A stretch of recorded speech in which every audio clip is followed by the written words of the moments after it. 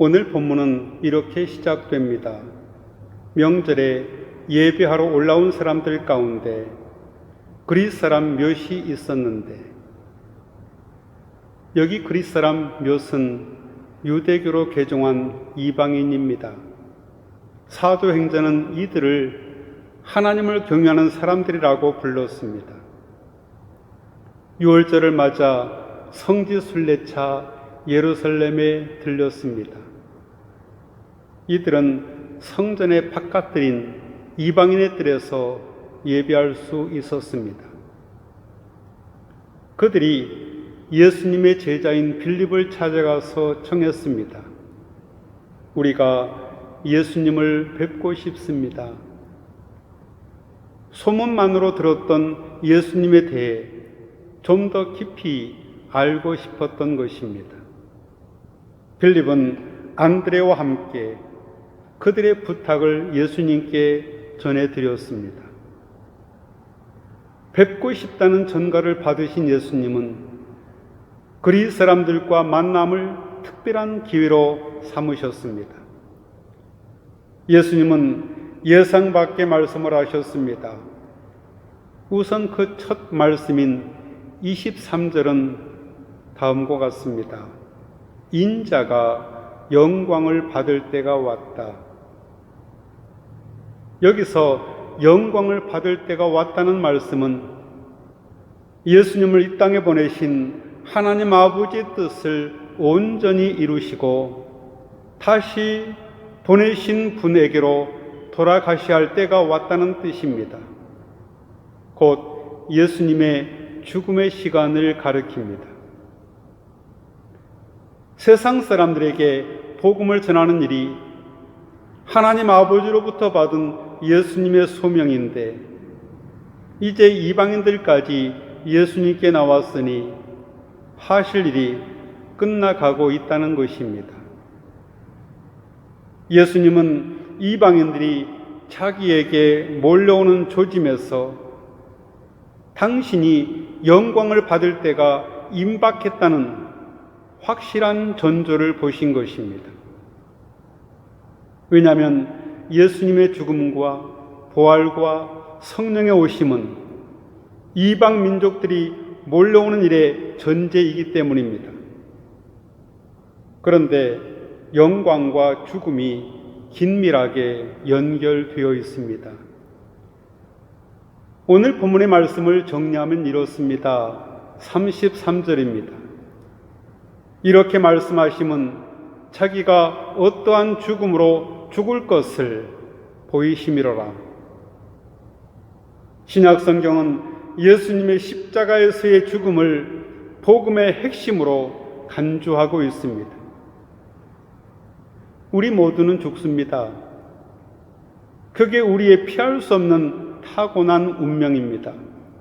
죽음 앞에서 모든 사람은 공평합니다. 아무도 죽음을 피해갈 수 없습니다. 참으로 죽음이 피할 수 없는 우리의 운명이라면 이 죽음의 문제를 해결하지 않고서는 우리의 삶은 무의미할 수밖에 없습니다. 우리가 그동안 붙들고 있었던 모든 것이 죽음과 함께 끝이 나기 때문입니다. 그동안 모아두었던 재산도, 그동안 쌓아왔던 인간관계도, 삶의 열정도 죽음으로 인하여 햇살에 자취를 감추는 아침 안개처럼 사라져 버립니다. 죽음에는 두 차원이 있습니다. 하나는 다시는 돌아올 수 없다는 점입니다. 이것을 보통 죽음이라고 부릅니다. 다른 하나는 죽음이 지금 살아있는 나라는 존재 속에 감추어져 있다는 점입니다. 그러므로 생명은 동시에 죽음이기도 합니다. 왜냐하면 죽음의 그림자가 우리 삶 속에 숨어 있기 때문입니다. 하나님의 아들이신 예수님이 우리와 조금도 다를 게 없는 죽음을 당하셨다는 말은 예수님이 궁극적인 실존에서 우리와 하나가 되셨다는 뜻입니다. 신약 성서의 기자들은 예수님의 죽음을 자신들의 구원에서 절대적인 사건으로 보았습니다. 그래서 그들은 반복해서 예수님의 십자가 사건을 전하고 있습니다. 바울 사도가 전합니다. 로마서 6장 8절입니다. 만일 우리가 그리스도와 함께 죽었으면 그와 함께 우리도 또한 살아날 것임을 믿습니다. 오늘 본문에서 예수님은 자신의 죽음을 가리켜 영광을 얻는 것이라고 말씀하십니다. 그 영광은 그동안 숨겨져 있던 하나님의 생명이 드러나는 사건입니다. 죽음은 생명의 파괴입니다. 그런데 어떻게 생명이 드러난다고 할 수 있을까요? 예수님은 그것을 비유로 말씀하십니다. 24절입니다. 내가 진실로 진실로 너희에게 이르노니 한 알의 밀이 땅에 떨어져 죽지 아니하면 한 알 그대로 있고 죽으면 많은 열매를 맺느니라. 씨가 땅에 떨어져 죽어야만 많은 열매를 맺는다고 말씀하십니다. 이는 생명의 토대가 죽음이라는 뜻입니다. 잘 죽을 수 있어야 잘 살 수 있습니다. 요즘 씨를 심는 계절입니다. 우리가 눈치채기 힘든 방식으로 씨가 싹을 내고 잎과 줄기를 내면서 화려한 꽃을 피웁니다. 이는 세상에 있는 그 어떤 것보다도 더 신비로운 생명의 현상입니다. 씨와 꽃의 관계에서 하나님의 영광을 간접적으로 느낄 수 있습니다. 생명은 하나님의 손에 달려 있습니다. 그러기에 죽음마저도 하나님의 생명의 능력에 속합니다. 이것을 예수님은 25절에서 좀 더 직설적으로 말씀하고 계십니다. 자기의 생명을 사랑하는 사람은 그 생명을 잃어버릴 것이요, 이 세상에서 자기의 생명을 미워하는 사람은 영생에 이르도록 그 생명을 보존할 것이다. 자기의 생명을 미워하라는 말씀에 오해의 소지가 있습니다. 그러나 미워하라는 이 말씀은 생명이 하나님의 은총, 곧 하나님의 선물이라는 사실을 받아들이라는 뜻입니다. 생명을 하나님의 선물로 받아들이려면 세상의 왜곡된 요구를 거부할 수 있어야 합니다. 세상의 왜곡된 요구가 무엇일까요? 그것은 무한 경쟁을 통해서 삶을 확인하려는 요구가 그것입니다. 그것을 거부하는 것이 바로 이 세상에서 자기 생명을 미워하는 것입니다. 다른 말로 바꾸면 세상의 일로 인해서 걱정하지 않는 삶의 태도입니다. 사실 우리는 걱정을 머리에 이고 사는 경우가 많습니다. 대부분의 걱정은 걱정하지 않아도 될 만한 것들인데도 말입니다. 그럼에도 불구하고 온갖 걱정으로 인해서 생명을 모조리 소진시키고 있습니다. 그래서 탈진하여 쓰러집니다. 그것을 오늘 본문 25절에서 표현하는 방식으로 말하면 자기의 생명을 사랑하는 태도입니다. 자기의 생명을 사랑하는 자는 잃어버릴 것이요, 그렇게 하면 결국 생명을 잃어버립니다. 그래서 예수님은 이 세상에서 자기의 생명을 미워하는 사람이 영원한 생명을 얻는다고 말씀하셨습니다. 예수님은 제자들로부터 그리스 사람 몇이 예수님을 만나고 싶다는 말을 전해 듣고 자신의 운명의 결정적인 순간이 닥쳐온 것으로 생각하셨습니다. 그 결정적인 순간은 바로 예수님 자신이 영광에 이르는 순간입니다. 세상에서 자기의 생명을 미워함으로써 영생을 얻으시는 순간입니다. 그렇지만 예수님은 지금 임박한 죽음이라는 현실 앞에서 흔들리고 계십니다. 몸으로 접촉해왔던 세상의 모든 것으로부터의 분리,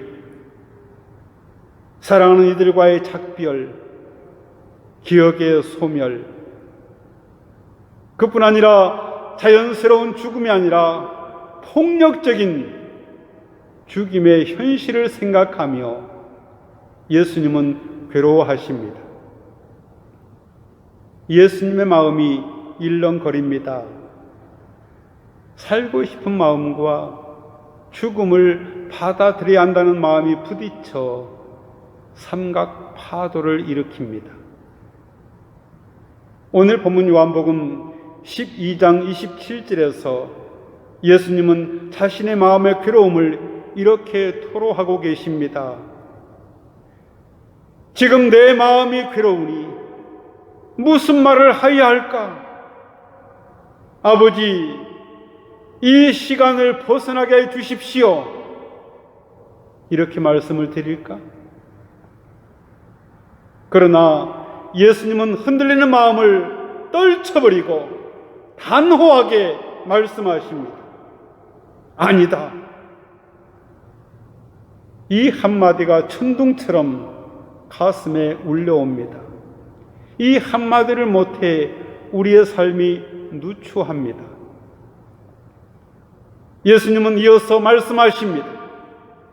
바로 이 일 때문에 이때에 왔다. 이 일은 죽음을 받아들임으로써 죽음을 넘어서는 것입니다. 바로 아버지 영광을 드러내는 것입니다. 아니다. 이 말을 경계로 해서 땅과 하늘이 공명하고 있습니다. 그리고는 예수님은 이렇게 기도하십니다. 아버지 이름을 영광스럽게 드러내십시오. 지나가기를 바라셨던 죽음을 예수님은 그대로 받아들이셨습니다. 자신의 죽음이 하나님의 영광을 드러내는 것이라면 어떤 고난이라도 받아들일 수 있었습니다.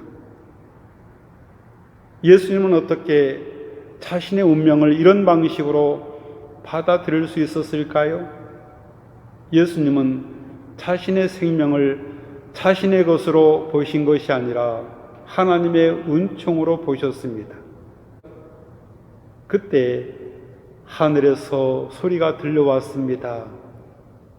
내가 이미 영광스럽게 했다.